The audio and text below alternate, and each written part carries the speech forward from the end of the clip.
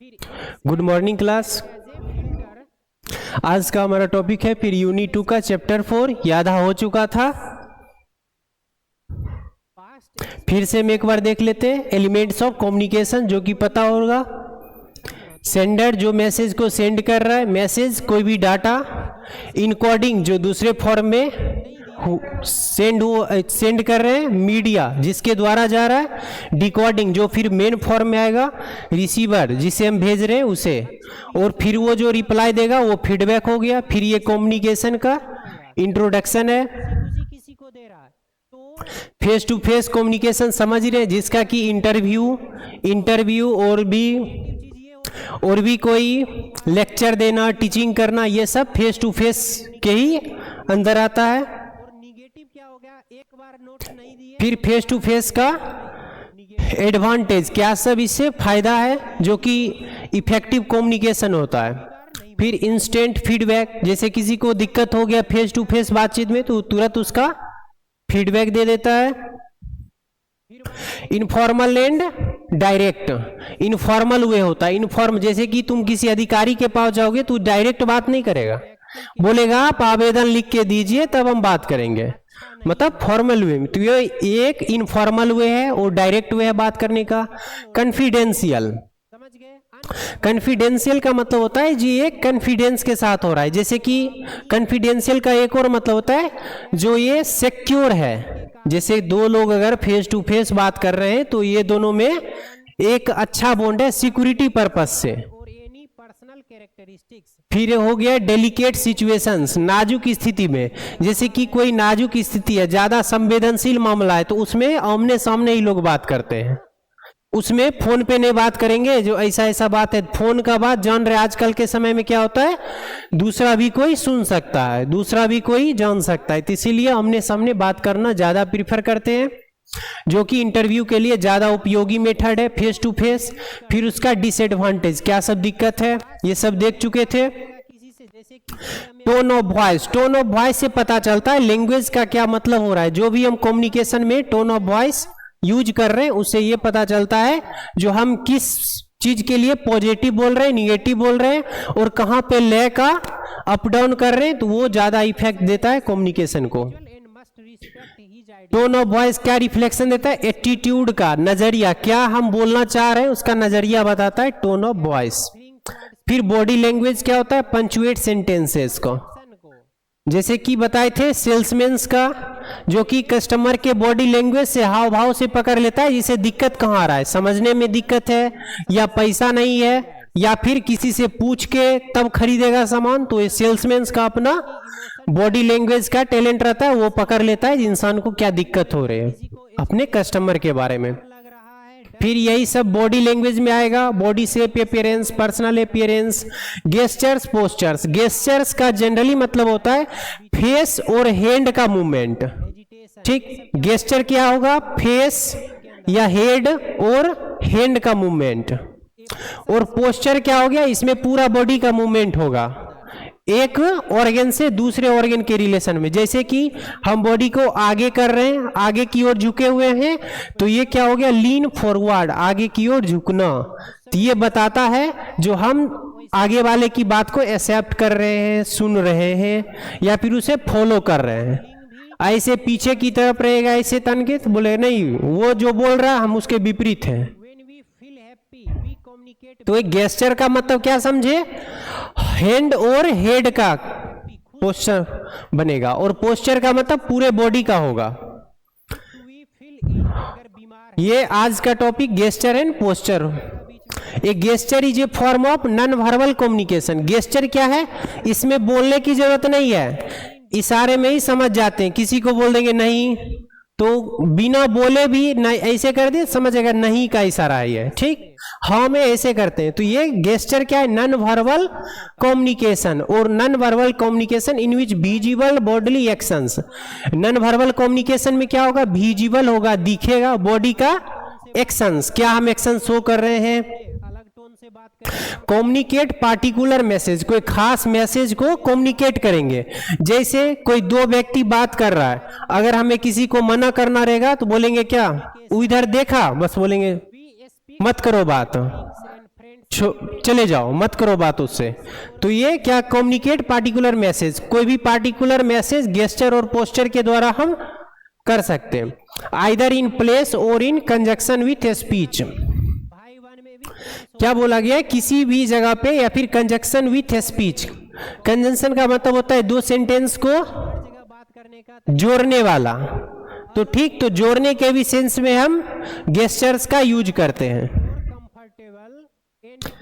Gestures include movement of the hands, gesture के अंदर क्या आता है, मूवमेंट ऑफ हैंड, हाथ का मूवमेंट, फेस का movement, other parts of the body. Some common gesture जैसे कि देखा जाएगा, पहला है, दिख रहा है, पहला है आई रब, कोई से रब करना, ठीक। तो इसका मतलब हो जाता है एवॉइडिंग आई कॉन्टैक्ट, वो आंख मिला के बात करना नहीं चाह रहा है, वो या फिर वो झूठ बोल रहा है, इसलिए वो आई रब कर रहा है, मतलब बहाना बना के आंख नहीं मिला के बात करना चाह रहा है या झूठ बोल रहा है। तो ये सिचुएशन में समझ में आ जाएगा जो झूठ बोल रहा है या आंख नहीं मिलाना चाह रहा है। उसके बाद चिन स्ट्रोकिंग, चिन स्ट्रोकिंग मतलब मेकिंग ए डिसीजन, जैसे कि कोई व्यक्ति ऐसे सोच रहा है, कुछ चीज के बारे में सोच रहा है, ठीक, वो एक डिसीजन ले रहा है, कोई चीज करना है नहीं करना, या फिर ऐसे सोच रहा है बैठ के, या फिर ऐसे बैठ के सोच रहा है, तो सब यही हो गया चिन स्ट्रोकिंग। तो इसका मतलब क्या है, सोचना, कोई भी डिसीजन के बारे में सोच रहा है। उसके बाद स्टीपलिंग हैंड, स्टीपलिंग हैंड का मतलब ये हो गया, जैसे हैंड को ऐसे जोड़ के ऐसे जो बैठते हैं, कोई व्यक्ति बैठा हुआ है ऐसे किया हुआ है अपर में, कोई व्यक्ति बैठा हुआ है तो वो ऐसे किया हुआ है, ठीक। तो ये ऐसे रहेगा या ऐसे रहेगा, दोनों में मीनिंग क्या आएगा, रिक्वेस्ट या फ्रस्ट्रेटेड। कोई व्यक्ति देखोगे जब किसी से रिक्वेस्ट करता है तो एक तरह का विनम्र भाव रखता है, तो वो ऐसे ऐसे के बदले में ऐसे भी रख सकता है, तो ये दोनों से विनम्र का भाव व्यक्त होता है।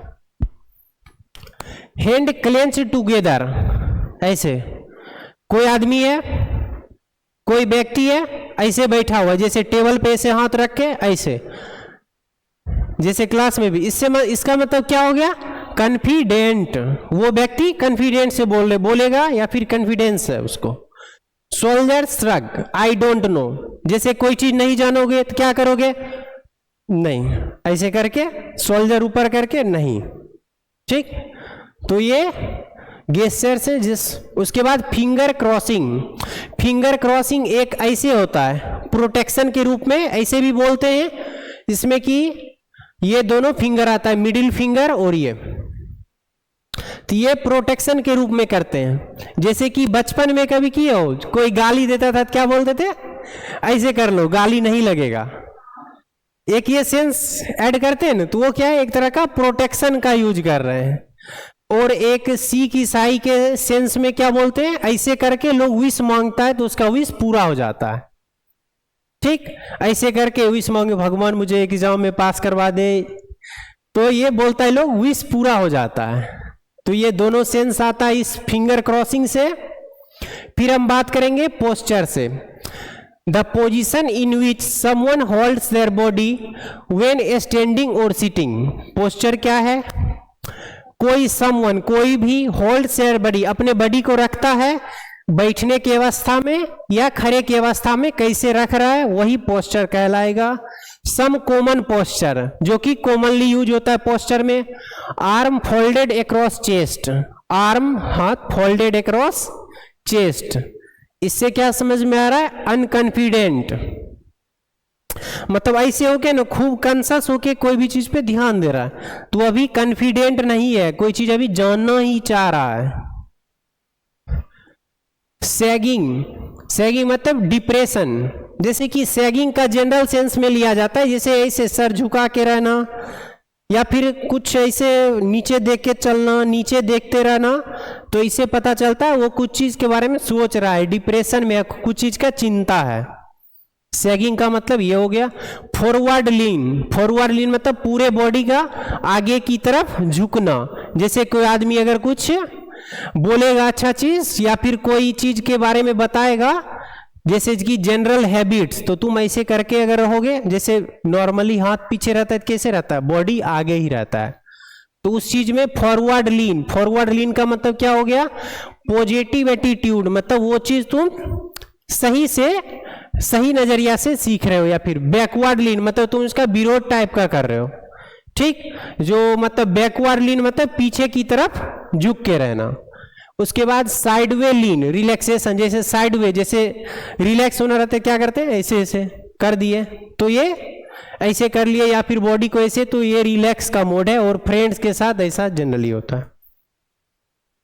वो क्या था, नॉन वर्बल कम्युनिकेशन का gesture posture, common gesture posture बता दिए हैं। फिर है क्या, वर्बल कम्युनिकेशन का, वर्बल जिसमें कि रिटेन ओरल दोनों आएगा, रिटेन लिखित में, ओरल जो मौखिक बोलते हैं। Verbal communication is the use of words to share information. Verbal communication किसे कहेंगे, जिसमें कि शब्द का यूज होगा, तो लिखने में भी शब्द का यूज होता है, बोलने में भी शब्द का यूज होता है। अब क्लियर हो गया रिटेन और वर्बल, जिसमें वर्ड का यूज हो गया शेयर इंफॉर्मेशन के लिए, उसे वर्बल बोलेंगे। With other people it include both spoken and written communication, इसमें बोथ स्पोकन और रिटेन का यूज होगा वर्बल में। अब फिर टाइप्स ऑफ वर्बल कम्युनिकेशन का, इंटरपर्सनल कम्युनिकेशन, इंटरपर्सनल जो दो के बीच में बातचीत हो रहा है उसमें, ग्रुप डिस्कशन में, और फिर मास कम्युनिकेशन में। इंटरपर्सनल दो के बीच, समझ रहे हो, ग्रुप डिस्कशन मतलब 5-6 का ग्रुप है उसमें बातचीत कर रहे हैं। मास कम्युनिकेशन यहाँ पे बहुत सारा है, 20 मीडिया है, उसके पीछे 1000 जनता है, तो वो मास कम्युनिकेशन में आएगा। फिर वर्बल कम्युनिकेशन के बारे में जब देखते हैं, many people equate verbal communication with speaking but it technically includes written communication. देखो फिर वही लाइन आ गया कि ज्यादातर आदमी वर्बल किसे बोलते हैं, वर्बल किसे बोल रहे हैं, विथ स्पीकिंग। वर्बल उसी को बोल रहे हैं ज्यादा लोग जो बोल के बात कर रहे हैं, बट लेकिन इसका मतलब क्या है, टेक्निकली इंक्लूड्स रिटेन कम्युनिकेशन, लेकिन इसमें रिटेन भी, लिखित वाला भी ऐड होता है वर्बल में। क्यों ऐड होता है, क्योंकि वर्बल का डिफिनीशन में क्या आ जाएगा, कम्युनिकेट विथ वर्ड्स, ठीक। फिर है language provides a rich set of concepts that represent the knowledge of a culture. Language क्या प्रोवाइड करता है, जैसे कोई कहीं का भी है तो उसका लैंग्वेज ही बताता है जिस किधर का कल्चर है इसका, ठीक। कोई अमेरिकन इधर आ जाएगा तो वो अमेरिका वाला इंग्लिश बोलने लगेगा, तो समझ जाओगे ये तो अमेरिकन है, ठीक। तो उसका लैंग्वेज ही बता देता है ये किधर का है। People fundamentally think and communicate using language. Normally व्यक्ति क्या होता है, सोचता है और कम्युनिकेट करता है लैंग्वेज की ही मदद से। Verbal communication is a difficult skill to master with a great complexity and of contexts. देखो क्या लिखा हुआ है, डिफिकल्ट स्किल। वर्बल कम्युनिकेशन एक डिफिकल्ट स्किल है। जैसे कि कोई लिख के बहुत, जैसे तुम्ही को अगर बोला जाएगा आके यहाँ थोड़ा देर का तुम एक टॉपिक पे बात कर लो, तुम बोलोगे सर बोलने में नहीं होगा, हम लिख के बता देते हैं। तो इसीलिए बोला गया वर्बल क्या है, डिफिकल्ट स्किल, और रिटेन क्या है, उससे ग्रेट कॉम्प्लेक्सिटी ऑफ कंटेक्स्ट्स।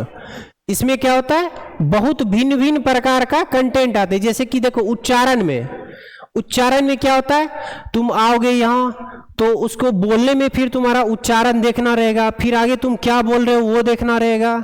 तो इसमें ज्यादा गलती होने का संभावना रहता है, क्योंकि इसमें जटिलता है, ज्यादा कंटेस्ट है और उसमें जटिलता भी है। And advanced element such as humour, influencing और डिबेट, इसमें ज्यादा ह्यूमर रखना पड़ता है। जैसे कि तुम बहुत ज्यादा अगर स्टेबल रहोगे तभी तुम वर्बल कर पाओगे।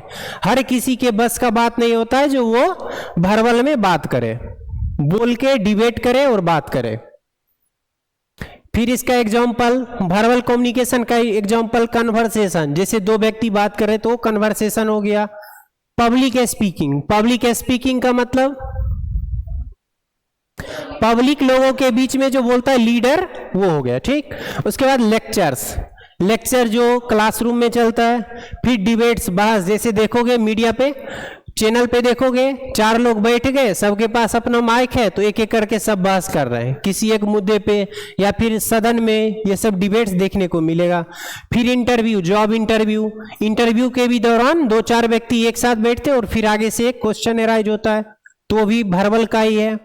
स्टोरी टेलिंग, कोई कहानी सुना रहा है तो वो भी वर्बल का ही है। काउंसलिंग, काउंसलिंग जनरली जो व्यक्ति एक तरह से जिसे काउंसलिंग की जरूरत होती है, जैसे कोई बहुत दिनों से चिंता में है तो उसका काउंसलिंग होगा, तुम किस बात से चिंतित हो। या फिर आफ्टर 12 काउंसलिंग होता है, जैसे कोई बच्चा 12 कर लिया, उसे अभी तक पता ही नहीं है जो हम बायो से किए हैं तो हम क्या सब कर सकते हैं, ठीक, उसे अभी तक नहीं पता है, तो उसका काउंसलिंग होता है जो हम आगे चल के क्या पढ़े, जेई तरफ जाए या नीट तरफ जाए या नॉर्मल कुछ कर ले, बीएससी बीकॉम, तो वो काउंसलिंग के थ्रू उसका सही होता है, जो हमें क्या करना चाहिए, आगे का एम उसे दिखता है। फिर टीचिंग में वर्बल का यूज होता है। फिर वही बात ऊपर से आ गया, गेस्चर, पोस्चर, फिजिकल कम्युनिकेशन का ही। Communication is the act of conveying information to a recipient who understands the information and provides appropriate feedback. Communication क्या है, एक्ट है, एक तरीका है जिससे कि कन्वेइंग इंफॉर्मेशन, एक से दूसरे को इंफॉर्मेशन भेजते हैं, किससे, एक व्यक्ति जो है, जैसे डोनर रिसिपिएंट का टर्म समझते हो ना, ब्लड के सेंस में, उसी तरह यहाँ पे रिसिपिएंट बोला गया उसे जिसे हम बोल रहे हैं, ठीक। जैसे अभी डोनर हम हो गए और रिसिपिएंट स्टूडेंट्स लोग हो गए हैं, तो recipient who understand the information, जिसे कि हम इंफॉर्मेशन समझा रहे हैं, एंड प्रोवाइड्स एप्रोप्रिएट फीडबैक, क्या समझ में आ रहा है, नहीं समझ में आ रहा है, फिर हम उससे फीडबैक ले रहे हैं, तो यही कम्युनिकेशन है। There are 3 forms of communication which are verbal, written, non verbal. फिर यहाँ पे क्या बता गया, वर्बल और रिटेन को अलग कर दिया गया, और फिर नॉन वर्बल को। फिर देखते हैं, non verbal is also termed that physical communication.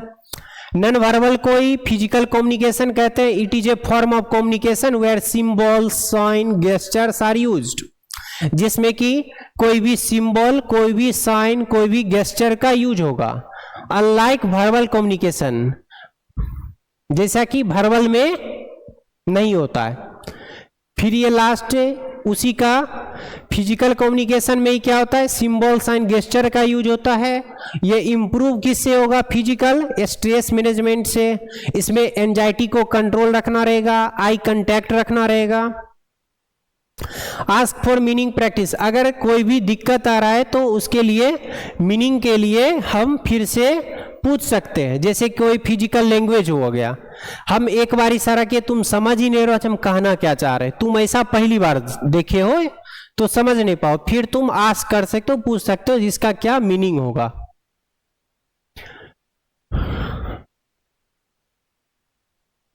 तो ये क्लास खत्म हो गया। अगर किसी को कहीं से कोई प्रॉब्लम है तो पूछ सकते हैं।